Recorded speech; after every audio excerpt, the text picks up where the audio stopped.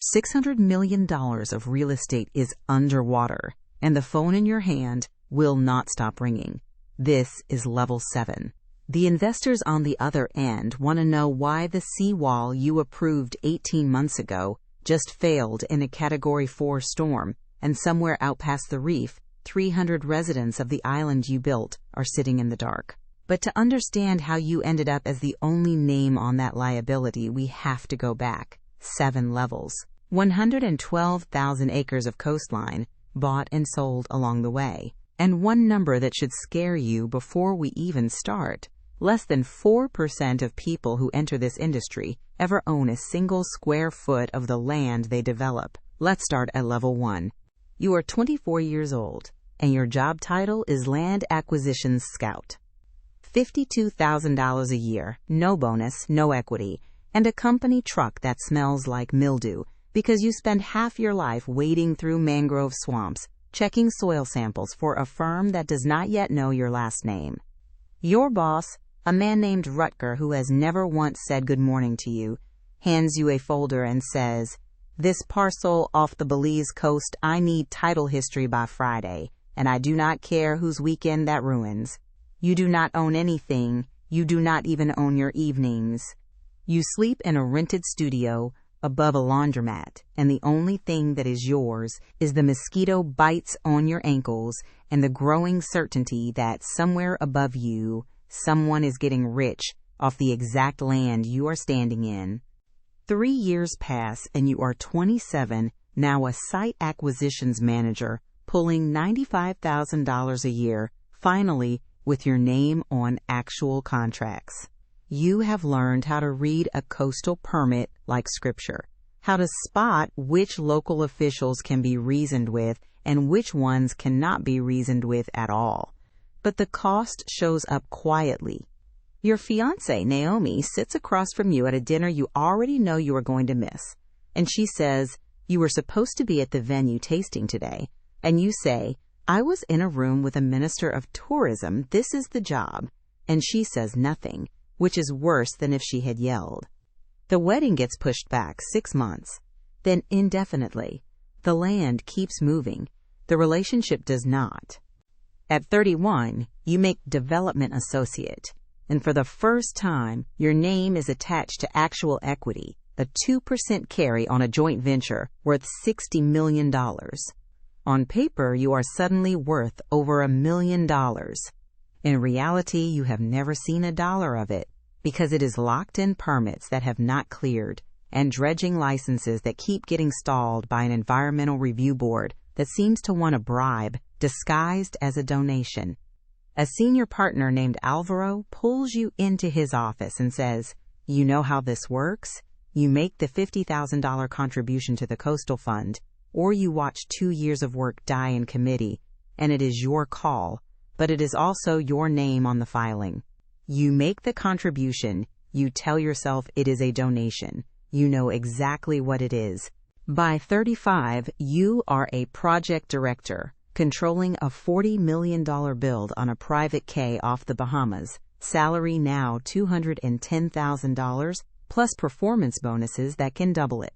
You have a corner office and a security clearance for 3 different island jurisdictions. What you do not have is your health. You are on blood pressure medication before you turn 36, and the divorce from Naomi, who you eventually did marry and eventually lost, is finalized the same month the marina breaks ground. Your lawyer, a calm woman named Priscilla, tells you flatly, you can fight her for the house in Miami, or you can close this deal on time. You do not get both. Pick one. You pick the deal. You always pick the deal.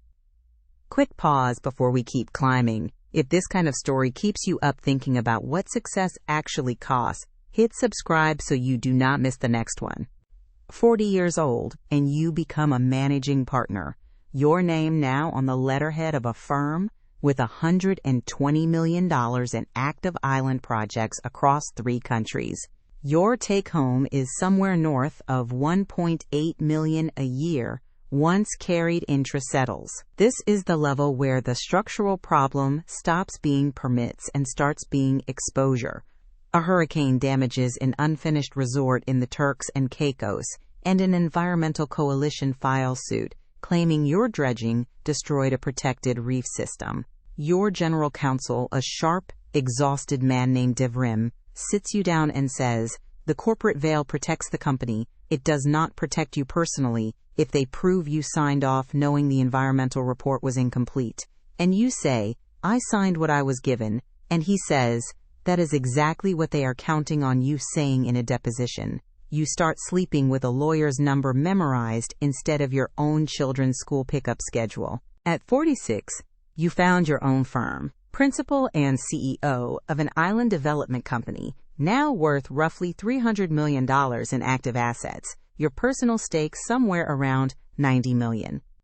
You have a security detail now, not because you asked for one, but because a rival developer's family was targeted in an extortion attempt over water rights in the Exumas, and your insurer insisted. Your daughter, 17, texts you a photo of her graduation rehearsal because you are in Doha closing a sovereign wealth deal instead of sitting in the third row like you promised.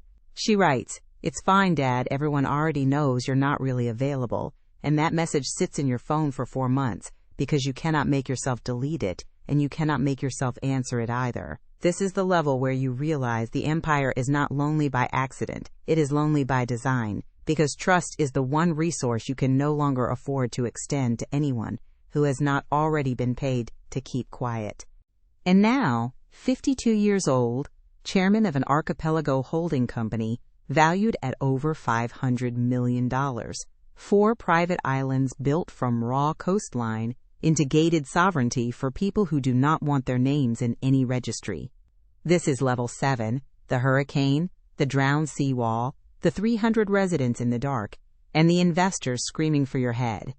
And here is the part nobody told you at level 1. You call the majority shareholder, the fund that actually holds 61% of the holding company behind 3 layers of offshore trusts. And for the first time in 11 years, a voice you have never heard before picks up the phone directly instead of routing you to a lawyer.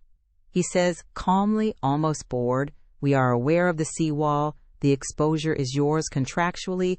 Ours is capped. That structure was built for exactly this moment." You realize, standing in a flooded control room at 2 a.m, that you were never the owner of this empire. You were the license, the name that absorbs the liability so that the real money, sitting in trusts you have never even seen the paperwork for, never touches a courtroom.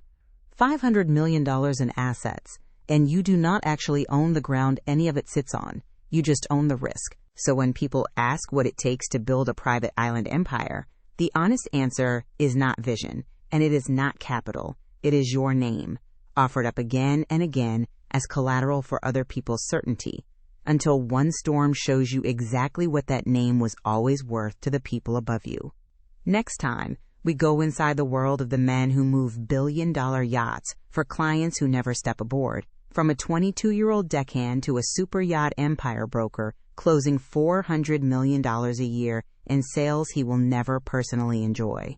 So tell me in the comments, which level would you have walked away at, and which one do you think you would have told yourself was still worth it?